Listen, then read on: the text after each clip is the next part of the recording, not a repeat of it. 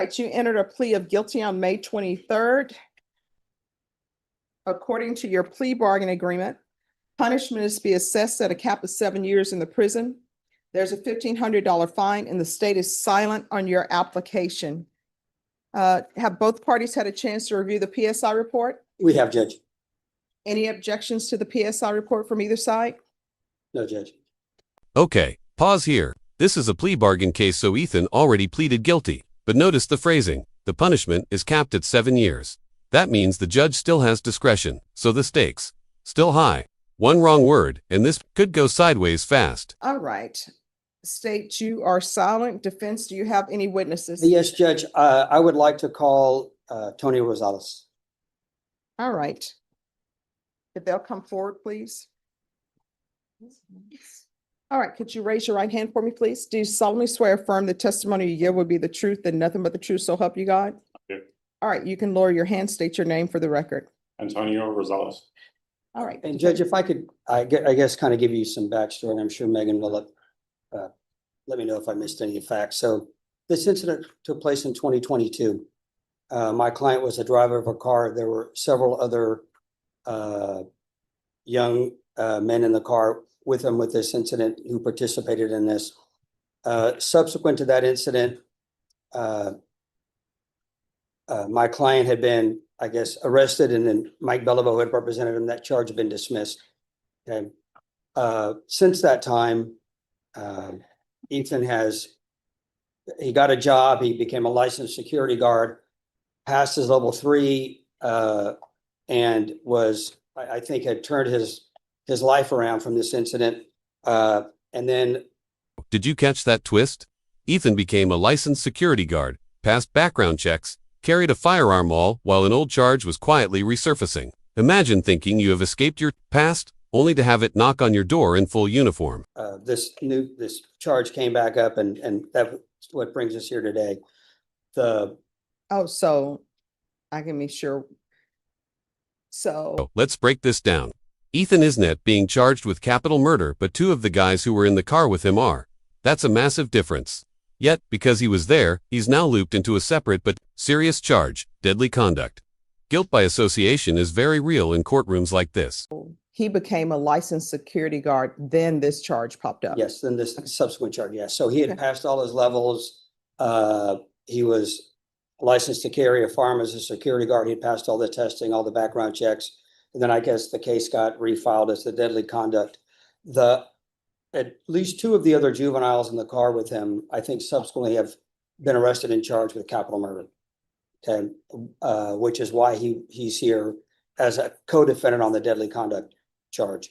So obviously the boys he was with that night, and it's noted in the offense report, he after work had gone to this Nathan kid's house, and that's how he ended up being involved in this situation. And the capital murder charge has absolutely nothing to do with this offense. No.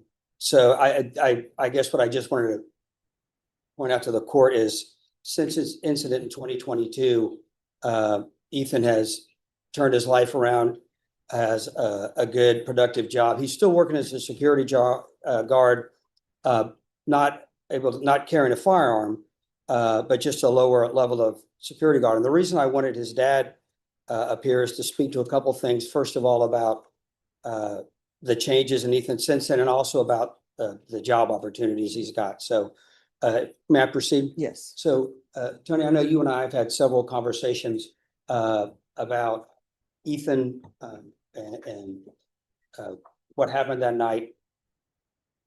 Can you tell the court what sort of attitude or behavior you've seen out of Ethan? Right here, Tony the father is painting a powerful picture. Ethan was on his way to work, in full security gear, when the indictment hit him like a brick wall. This is the emotional turning point. Everything was moving forward, then boom, instant rewind. Since this incident back in 2022? Before and since this incident, I mean, that night he used very, very poor judgment. I mean, he made a very bad decision, but he acknowledges it. His family acknowledges. We all acknowledge what he did, and like I said, like you just said, you know, we all assumed it was resolved and we can start trying to remove this from him. And he proceeded to get his commission with the state. He in fact, the day he was arrested with the indictment, he was on his way to work. He was carrying his firearm. He was in uniform, and then everything came crashing down again. But that still hasn't stopped him. We've talked about him going to St. Philip's College for Yeah, CDL. let me ask you some, well, I have to ask informal questions. So Okay, I'm sorry. Go ahead. So what kind of work do you do? Oh, I'm an HSE engineer, oil petroleum industry. Okay. I've been doing that for the last decade and a half. Okay, and so you and I have talked about Ethan's opportunities in the oil field, correct? Yes. Okay, and you and I have discussed, and Ethan, I guess the goal is if he gets probation, that he wants to apply to be a commercial truck driver. Correct? Yeah, he's already set up for a SAGE program at St. Philip's College, but we have to wait to see what happens here. Okay, and then I guess Now here's a key legal barrier, the TWIC card. Without it, Ethan's job options in the oil industry shrink dramatically. It's not just about avoiding prison anymore, it's about keeping future doors open. The law isn't just punishment, it's permission or rejection. as part of that, if he's able to finish his program as a commercial truck driver, he has a lot of opportunities for work in the oil field and the oil industry, correct? Yeah, oh, well, as a service provider, not directly in the oil field, but as a service provider, yes. Okay, and can you tell the court what a service provider is? So basically you'd be transporting materials back and forth. Depending on the outcome of this court will be determined whether or not he can get his TWIC. Okay, tell the court what the TWIC is. Transportation Work Identification Card. There are federal and felony restrictions to that. It's not always 100% that he won't be able to get his TWIC, but he could always get a waiver.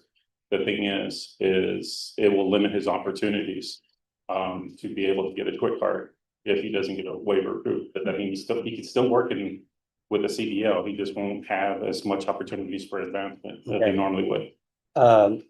In this moment, wow, even Ethan's father admits he understands the victim's side. That's rare in these cases. It adds serious credibility to his plea for probation. Judges notice that kind of honesty, and sometimes it can tip the scale. But I guess what you're telling the court is Ethan has a lot of opportunities and possibilities Oh, yeah. facing him. Correct? Yes. Okay, and I guess I didn't see any violation reports or anything that's been filed. I guess, has Ethan been living with you since the incident? 100%. Yeah. I mean, all he does is work and come home and